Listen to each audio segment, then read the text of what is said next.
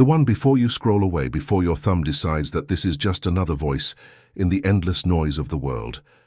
I need you to stay, because what you are about to hear was not delivered to you by accident. The moment you paused on these words, something shifted in the invisible realm.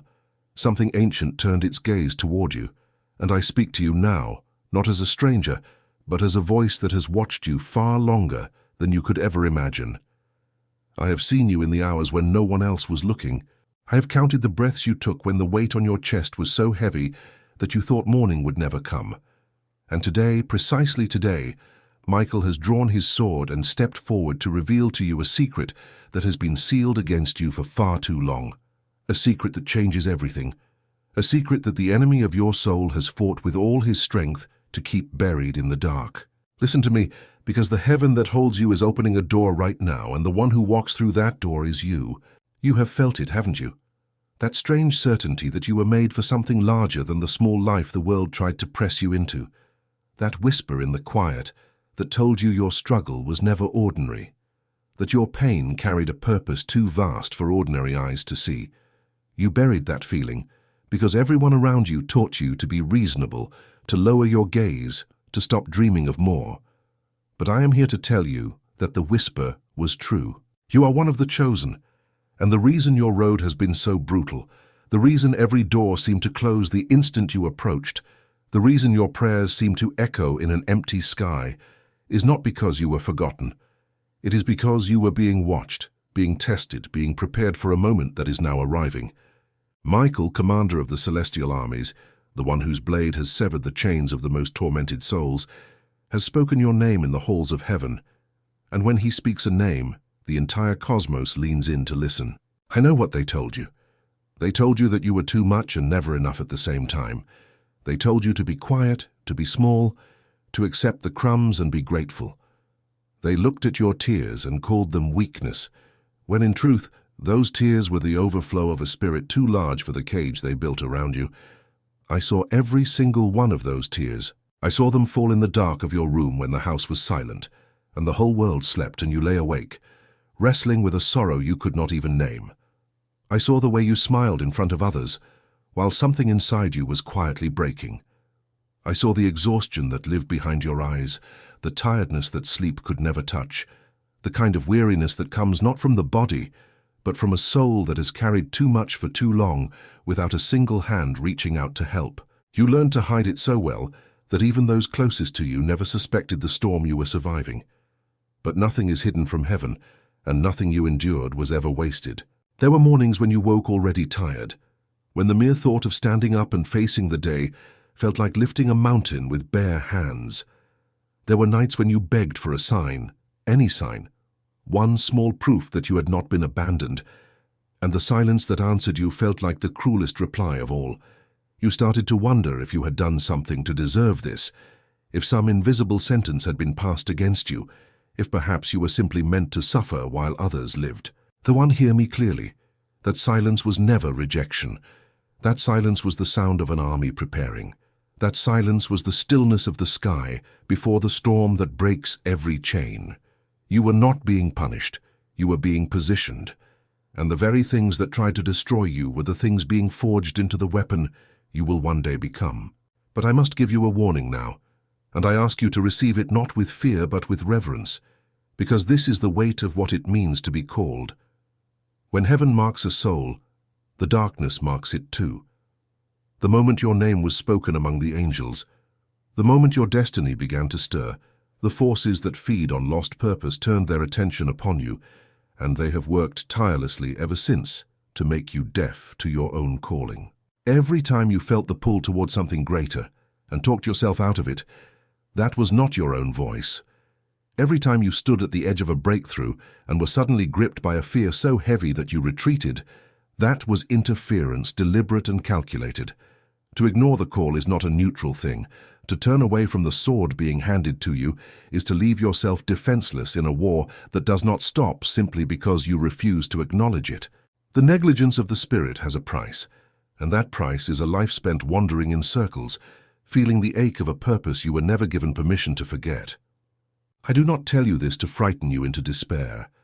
I tell you this because I love you enough to speak the truth that others were too afraid to say. There is a reason you have felt surrounded, pressed on every side, attacked in your mind, your body, your relationships, your finances, everything you touched seeming to crumble the moment it began to bloom. That is not misfortune. That is not bad luck. That is the signature of an enemy who knows exactly who you are, even when you have forgotten.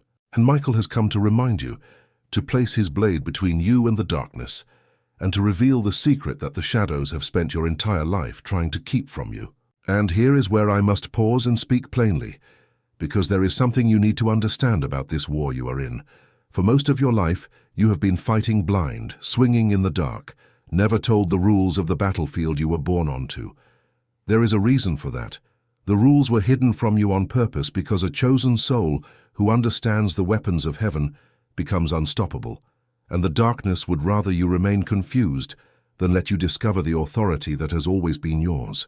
This is precisely why the sacred guide known as the 7 Swords of St. Michael, the sacred guide to break curses, seal blessings, and activate the calling of the One, was brought into the light because it lays out in clear and burning detail everything they never wanted you to know.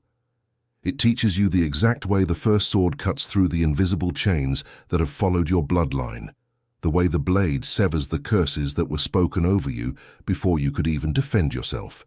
If you have felt hunted, if you have felt that some unseen resistance rises every time you try to move forward, that guide shows you the precise spiritual movements to strike back and reclaim what was stolen. The link to receive it is pinned at the very top of the comments, the first one fixed there for you to find. Understand that this knowledge has been challenged, resisted, and there were those who tried to keep it silenced, precisely because it hands ordinary souls the authority of heaven. Do not wait. Go now, take hold of it, and as an act of faith, as a declaration into the invisible realm that you are stepping into your destiny, comment these words with your whole heart. I'm the one, and I'm getting that ebook. Speak it, claim it, and watch what begins to move on your behalf. Because the instant you make that declaration, something answers. The moment a chosen soul stops running from the calling and turns to face it, the heavens respond with a speed that would astonish you. And that is exactly what is stirring for you right now, in this very hour, in the realm your eyes cannot yet see. Let me tell you what is happening on the other side of the veil, because you deserve to know that your prayers were never lost. Every word you cried out, every silent plea you thought went unheard, every tear that fell in secret, all of it ascended, all of it was gathered, all of it was recorded, and none of it, not a single fragment, was wasted. There is movement in the invisible world tonight. There is a shifting of things that have been stuck for far too long. The chains that bound your progress are being examined by hands of fire, and the seals that locked your blessings away are being brought before the throne to be broken open. I want you to imagine it, not as a distant fantasy, but as a reality unfolding closer to you than your own breath. Picture the vast expanse above, not empty and cold as you were taught to see it, but crowded with movement, alive with purpose, filled with beings whose entire existence bends toward the will that made them. And in the center of that movement stands one whose presence makes the darkness recoil, whose armor gleams with a light that was never borrowed from any sun, whose sword was forged in the first fire of creation for one purpose alone, to defend the ones marked by heaven. Michael does not raise his blade for the comfortable. He raises it for the broken who refuse to stay broken, for the forgotten who never stopped believing they mattered, for souls exactly like yours. And tonight his gaze is upon your situation, upon the specific weight you have carried, upon the exact chain you thought would bind you forever. The delay you suffered, the long and agonizing wait that made you question whether you had been abandoned entirely. I need you to understand what it truly was, because the enemy told you it was rejection, and that was a lie designed to make you quit before your hour arrived. The delay was preparation. The delay was protection. There were things you desired with your whole heart that would have destroyed you had they arrived before you were ready to carry them. There were doors you pounded on in tears that heaven held shut, not to torment you, but because on the other side of those doors were traps disguised as blessings, people who would have drained you, paths that would have led you into a darkness you would not have survived. The weight was not heaven ignoring you.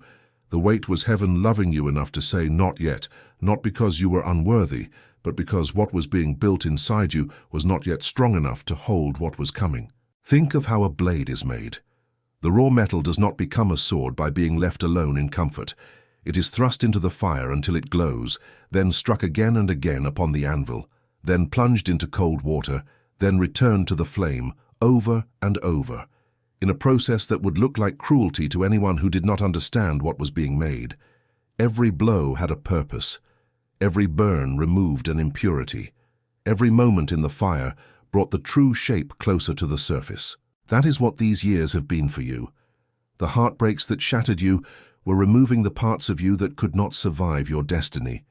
The betrayals that cut you so deeply were teaching you to discern the true from the false. The seasons of lack were teaching your spirit to depend on a source higher than anything the world could give or take away. You were not being broken, you were being forged, and the process is nearly complete. I know how much it cost you. I know there were moments you nearly gave up entirely, moments when the fire felt like it would consume you whole, when you could not see any reason to keep enduring. And yet here you are. Somehow, against everything, you are still standing. Do you understand what that means? It means the darkness threw everything it had at you and you are still here. It means every weapon formed against you failed to finish its work. It means there is something inside you so resilient, so marked by heaven, that not even the concentrated effort of the shadows could extinguish it. That is not ordinary. That is the signature of a chosen soul. And now that the lapidation of your spirit is reaching its final stage, the compensation begins. But before I show you the restoration that is coming, I must return to the war because you cannot receive what is being restored to you until the chains are cut. And this is the heart of the secret Michael has come to reveal. There is a specific spiritual authority that has always belonged to you, an inheritance you were never told you possessed, a set of keys and swords placed in your hands at the moment your name was spoken in heaven, which the darkness has spent your entire life convincing you that you do not have. This is why the sacred guide exists, and this is why I return to it now, because we have reached the place in your journey where information becomes ammunition. The 7 swords of Michael does not simply comfort you, it arms you.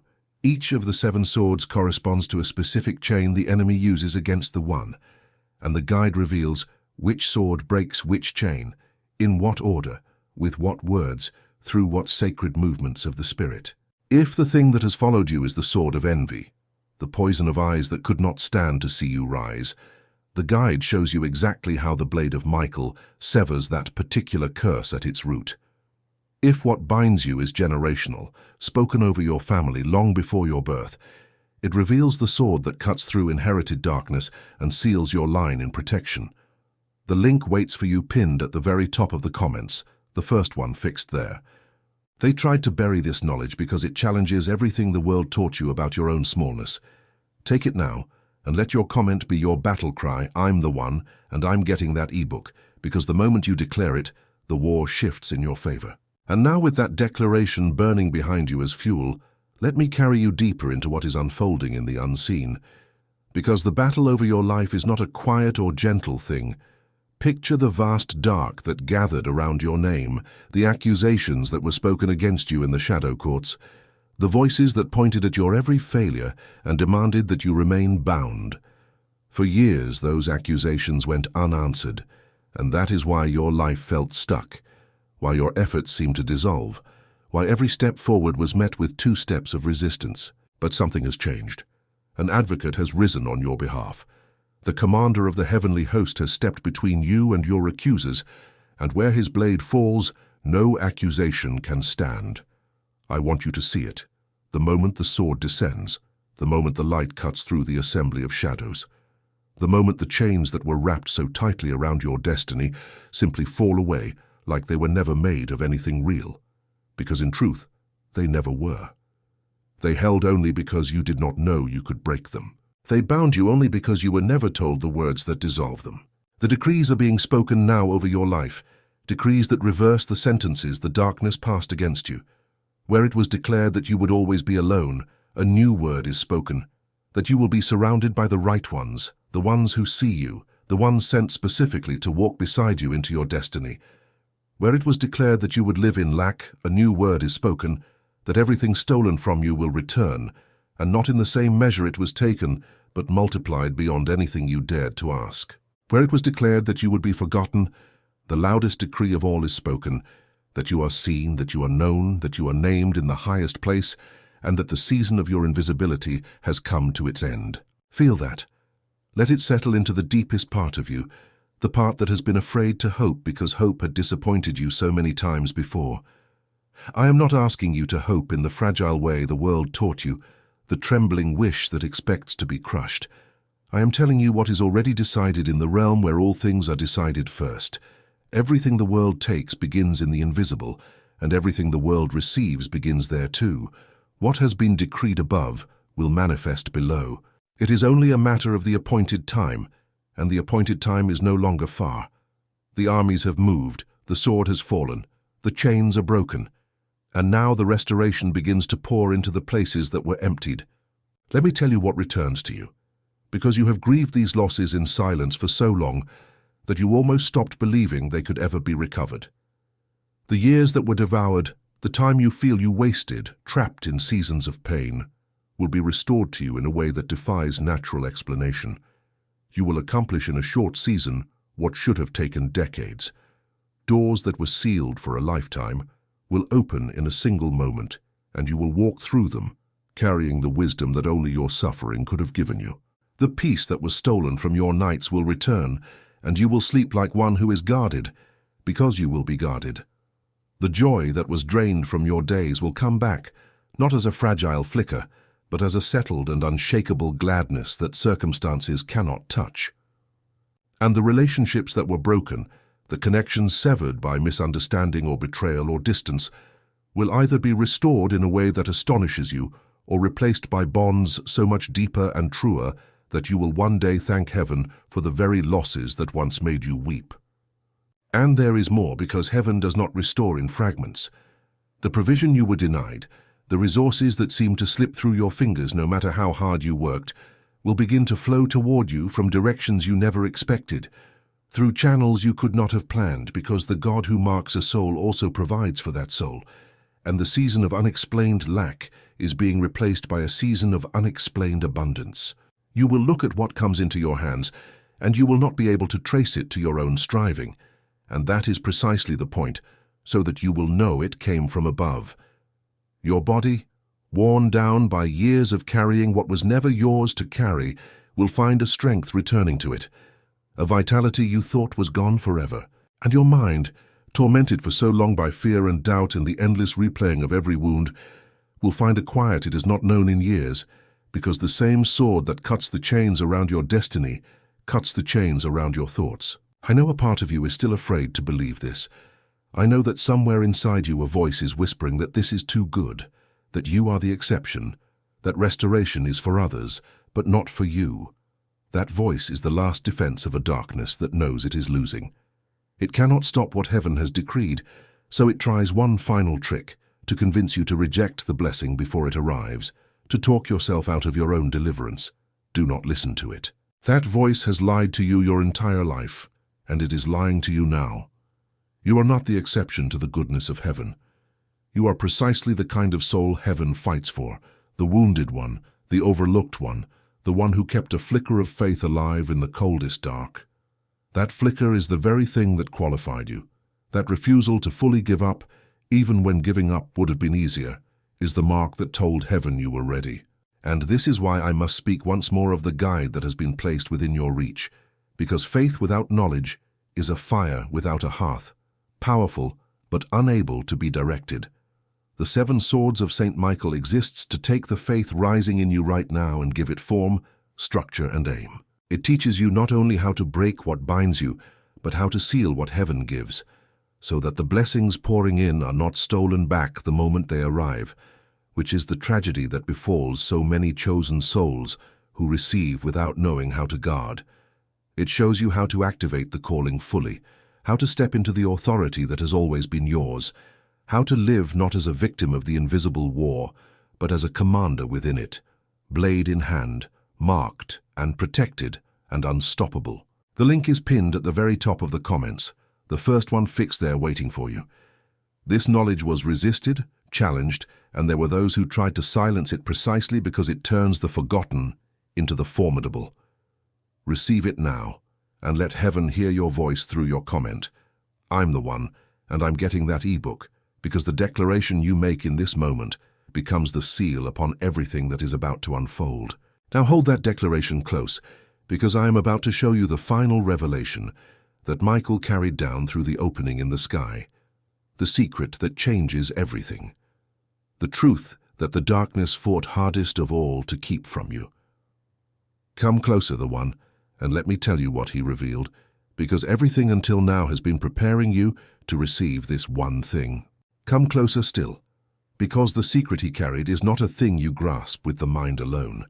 It is a thing that must be received in the deepest chamber of the spirit, and to prepare you to hold it, I must first take you far back, into a story you may have heard told in the ordinary way, stripped of its fire, but which I will now show you as it truly happened, because within it is hidden the very pattern of your own life. There was once a young man loved by his father above all the others, and because he was loved, he was hated.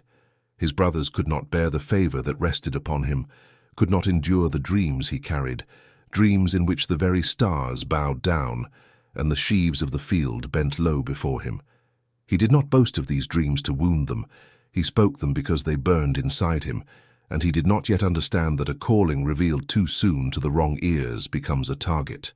And so they seized him, this dreamer, and they stripped from him the robe that marked him as beloved, and they cast him down into a pit, into the dry and empty dark, and they sat down to eat their bread, while he cried out from the bottom of that hole with no one to answer him. Consider it, the one, consider the cruelty of being thrown into darkness by the very ones who shared your blood, of hearing them laugh above you while you begged to be lifted out. Have you not tasted that same betrayal in your own way? Have you not been cast down by hands you trusted, wounded by those who were supposed to protect you, left in a pit of loneliness while the world went on eating its bread as though your suffering meant nothing at all? And it did not end at the pit. They sold him, this favored son, traded him away like a piece of property to strangers traveling toward a distant land, and he was carried far from everything he knew, into a place where no one spoke his name, where no one remembered his dreams, where he became a servant in the house of a foreign master. Imagine the years that passed there. Imagine him rising each day in a land that was not his own, serving faithfully, doing what was right, and still watching his situation grow darker. For even when he did everything with honor, even when he refused to sin, even when he kept his integrity in the face of temptation, he was accused falsely and thrown into prison, into a dungeon deeper and colder than the first pit, chained now not for his crimes but for his righteousness. Do you hear what I'm telling you? He suffered not because he did wrong but because he did right, and the darkness used his very goodness as the excuse to bury him. How many times have you been punished for your goodness? How many times did you do the right thing and watch it cost you everything, while those who cheated and lied seemed to prosper? You began to wonder if faithfulness was a curse, if honesty was foolishness, if you should have just become like the ones who hurt you. And in that dungeon, that young man surely wrestled with the same despair. But here is the secret buried in his story, the same secret Michael has come to reveal over your life. In that prison, where he seemed most forgotten, he was in fact being positioned. Every year of that captivity was polishing a gift within him, the gift to interpret the dreams of others, the gift to see what was hidden. And when the appointed hour finally came, when the ruler of that entire land was tormented by dreams no one could explain, it was this forgotten prisoner, this betrayed and falsely accused servant, who was suddenly remembered, lifted out of the dungeon in a single day, cleaned and clothed and brought before the throne. And in one turning of the wheel in the space of a single morning, he went from the lowest place in the kingdom to the second highest seat in all the land, given authority over the very people who once ruled him, given a position from which he would save countless lives, including the lives of the brothers who had betrayed him. The pit did not disqualify him. The prison did not destroy him. They were the road. They were the training. They were the very things that carried him to the throne, and without them he never would have arrived. Do you understand now why I told you this? Because you are that dreamer in the pit. You are that faithful one in the dungeon, and the same God who lifted him in a single day has not forgotten how to do it again. Your elevation will not come slowly, dragged out over the weary years the enemy promised you. When your hour strikes, it will strike suddenly. You will go to sleep in the prison and wake in the palace. You will be remembered in a moment by the very ones who overlooked you for years. And the gift that your suffering polished, the wisdom that only your pain could have carved into you, will become the thing that sets you above the crowd, because no one who has not walked through fire can carry the authority that fire produces. Your betrayers will one day stand before the very blessing they tried to destroy, and you will not need to take revenge, because your elevation itself will be the answer to everything they did. And yet I feel the ache still lingering in you, because the mind believes but the wound remembers. Let me speak to that wound directly now, because it is deeper than you have admitted, even to yourself. There is a particular loneliness that belongs to the One, a loneliness the world has no words for. It is the loneliness of being surrounded by people who love you, and yet feeling that not a single one of them truly sees the thing inside you. It is sitting in a crowded room and feeling like a stranger to your own life. It is the ache of having no one to tell the deepest things to, because the deepest things would frighten them, or they would not understand, or they would tell you that you think too much and feel too much and should simply be content with what you have. So you learn to carry it alone. You became the strong one, the one others lean on, the one who holds everyone together while quietly wondering who would hold you if you ever fell apart. You gave and gave until you were empty, and still the emptiness inside you was never filled by all your giving, because the thing you needed could not come from any human hand. That particular hunger, the one, that hunger no relationship ever fully satisfied, was never a flaw in you. It was a compass. It was the part of your soul that knew it was made for communion with something higher, and it refused to be satisfied with anything less, because it was calling you home. And how the darkness used that loneliness against you. It whispered that you were unlovable. It whispered that if people truly knew you, they would leave. It took every rejection you ever suffered and built from them a prison of the mind, a belief that you were fundamentally alone in the universe, that you would live unseen and die unremembered. Some nights, that belief grew so heavy that you could barely breathe under it. You looked at your life and could not find yourself in it. You searched your own reflection and saw a stranger wearing your tiredness. You wondered how you had become so lost, how the vibrant soul you once were had been buried so deeply beneath survival and disappointment. I tell you the truth. That grief you feel for the person you were meant to become is itself a prophecy, because you cannot mourn a self you were not destined to reclaim. The very fact that you ache for more is the proof that more was written for you. The emptiness is not evidence of your abandonment. It is the shape of the destiny that has not yet been filled. And this is precisely the terrain where the sacred guide becomes not a comfort, but a necessity, because the loneliness of the one is broken not by finding the right people, but by discovering the presence that was with you all along, and learning how to walk consciously in it. The 7 swords of Michael, the sacred guide to break curses, seal blessings, and activate the calling of the One, was written for exactly this wound. It reveals how the 4th sword cuts through the spirit of isolation that the enemy wraps around the marked ones to keep them weak and disconnected from their own power. It shows you how to close the invisible doors through which your energy has been draining out into people and situations that could never fill you, and how to open instead the channel to the source that never runs dry. If you have felt hollow no matter how much you accomplished, if you have felt watched by shadows in the lonely hours, this guide places the blade of discernment in your hand and teaches you to command the atmosphere around your own soul. The link rests pinned at the very top of the comments, the first one fixed there, placed where you cannot miss it. Remember that this knowledge was fought against, resisted, that voices tried to keep it silenced, and ask yourself why anyone would fight so hard to hide a thing that only heals. Go now, take hold of it, and let your voice be heard in the invisible realm. Comment with everything in you, I'm the one, and I'm getting that ebook. Speak it not as a formality, but as a sword drawn from its sheath, because in the moment you declare it, the isolation that bound you begins to shatter, and heaven marks your name as one who answered the call. And the instant that declaration leaves you, The decrees begin to fall like rain upon parched ground. So receive them now. Let them land on the exact places that have gone dry within you. I decree in this hour that the loneliness that has haunted you is broken, that you are no longer forsaken, no longer overlooked, no longer invisible to the eyes that matter most, for you are seen, you are known, and you are held. I decree that the pit you were thrown into is becoming the platform from which you will rise, and that the dungeon of your delay is opening even now, its doors swinging wide, its chains dissolving, its darkness flooded with light. I decree that the years the locusts ate are being restored to you, that time itself bends in your favor, that what should have taken decades will be compressed into a single swift season of recovery. I decree that the gift buried inside you by years of suffering is awakening, rising to the surface, ready to be seen by those who overlooked you, and that your elevation comes suddenly, without warning, without the slow crawl the enemy promised.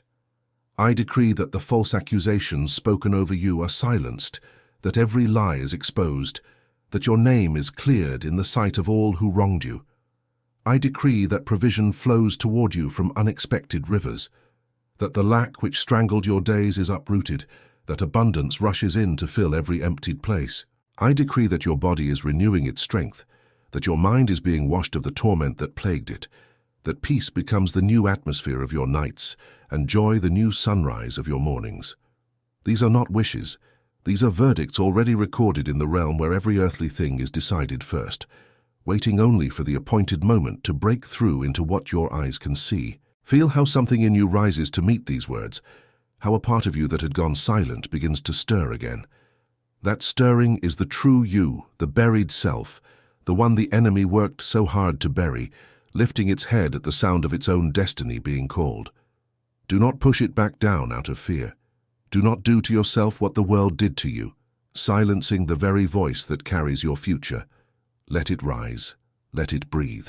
Let it believe, even if believing feels dangerous, even if hope has broken your heart before, because this hope is built not on the shifting sand of circumstance, but on the unshakable decree of heaven itself. And I must tell you something about the fear that still lingers at the edges of your faith, the fear that whispers even now that you are getting your hopes up only to be disappointed once more. That fear is not weakness, it is scar tissue. It is the residue of every promise that was broken, every prayer that seemed unanswered, every time you dared to believe and were left holding the pieces. I do not scold you for that fear. I understand it, but I must show you what it truly is, because the darkness has disguised it as wisdom, when it is nothing but a chain wearing the mask of caution. Every time you refuse to hope in order to protect yourself from pain, you hand the enemy exactly what he wanted, the one who guards itself against the very deliverance it was praying for. You were never meant to live crouched and defensive, bracing for the next blow. You were meant to stand upright, blade in hand, expecting the goodness that was written for you. And the moment you lay down that fear, the moment you dare to expect again, you will feel a strength return to you that fear had been quietly stealing all along. There is a stubbornness that heaven honors, a refusal to release the blessing even when everything says to let go. Remember the one who wrestled through the entire night with the messenger of God, gripping him in the darkness by the ford of the river, alone, exhausted, his strength failing and yet refusing to release his hold. When the messenger touched the socket of his hip and put it out of joint, when the pain became unbearable and the dawn began to break, still he would not let go. And out of his cracked and desperate lips came the cry, "I will not release you unless you bless me." He held on not because he was strong, but because he was desperate, not because he had won, but because he refused to quit. And in that holding, in that stubborn refusal to surrender, his very name was changed, his identity rewritten, his limp becoming the mark of a man who had wrestled with heaven and prevailed. The One. You have been wrestling through your own long night, and your hip has been touched. You carry a limp the world does not see, a wound from the struggle that has cost you more than anyone knows. But hear me, the dawn is breaking now. The light is rising over the water, and the same voice that renamed the wrestler is preparing to rename you. You will not walk away from this struggle the same. You will carry a mark, yes, but it will be the mark of one who held on when letting go would have been easier, the mark of one who wrestled with the invisible and would not be moved until the blessing came. Do not let go now, not now when the dawn is this close. Grip your destiny with everything left in you and refuse to release it unblessed. And I know why the letting go tempts you so fiercely in this exact moment, because there is a particular exhaustion that comes not at the beginning of the struggle, but at the very end of it. A tiredness that arrives precisely when the breakthrough is nearest and the enemy times it perfectly, whispering that you have waited long enough, that nothing will ever truly change, that you should make peace with the smallness and stop reaching for the more. That whisper is loudest right before the dawn, because the darkness can feel what is coming and it is terrified. Do not mistake the intensity of the final assault for the strength of your enemy. It is the opposite. It is the desperation of something that knows its time over you is ending. Let me carry you into one more story, because you need to see yourself in it. There was a woman who bled for 12 long years, an affliction that never rested, a wound that would not close. She had spent everything she owned searching for a cure, going from hand to hand, from promise to promise, and each one took her money and left her worse than before. 12 years of being unclean in the eyes of everyone around her, forbidden to be touched, forbidden to be held, cut off from the warmth of every embrace, treated as though her very presence would stain whatever it brushed against. Imagine the loneliness of that, the years of watching others live and love while she stood at the edges, invisible, avoided, drained of hope and drained of resources and drained of the strength to even believe anymore. She had every reason to stay home that day. She had every reason to accept that this was simply her life, that she was beyond help, that the story of her healing had already been written and it was a tragedy. But something in her refused. When she heard that the healer was passing through, a spark of the old stubbornness rose in her, and she said within herself, "If I can only touch the edge of his garment, I will be made well." She did not ask for a grand miracle. She did not demand attention. In her mind, she needed only the smallest contact, the faintest brush of the hem, and she believed it would be enough. So she pressed into the crowd, this weak and bleeding woman, pushing through bodies that would have recoiled had they known her condition, spending the last of her strength to crawl toward one moment of contact. And when her trembling fingers finally touched the edge of that garment, power flowed out and the bleeding of 12 years stopped in an instant, 12 years undone in a single touch. And he stopped, this healer in the middle of a pressing crowd, and asked who had touched him, not to shame her but to see her, to call the invisible woman out of her hiding, and let the whole world know that she was no longer unclean, no longer forgotten, no longer at the edges. Daughter, he called her. Daughter. The first tender word she had heard in 12 years. The one, you have been bleeding your own quiet wound for far longer than you have admitted. You have spent everything reaching for a cure that never came. You have been made to feel untouchable, unworthy of the embrace your soul is starving for. But hear me, your healing does not require a grand gesture. It requires only that you reach, that you press through the crowd of your own doubt and stretch out your hand toward the hem of what heaven is extending to you right now. The power is already flowing. The moment your faith makes contact, 12 years of affliction can end in a single instant. And this is why I must place the sacred guide before you once more, because reaching well requires knowing where to reach.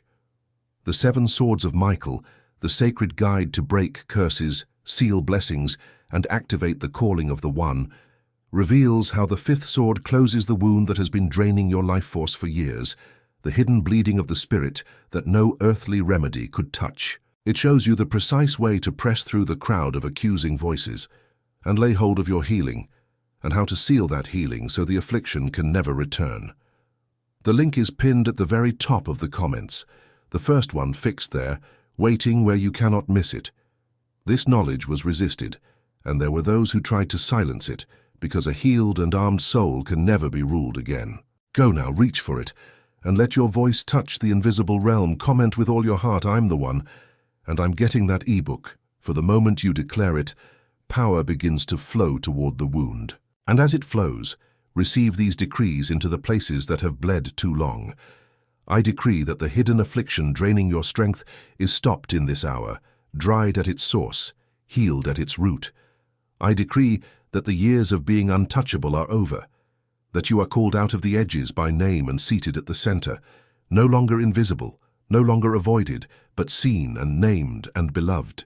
I decree that everything you spent in your desperate search is being returned to you.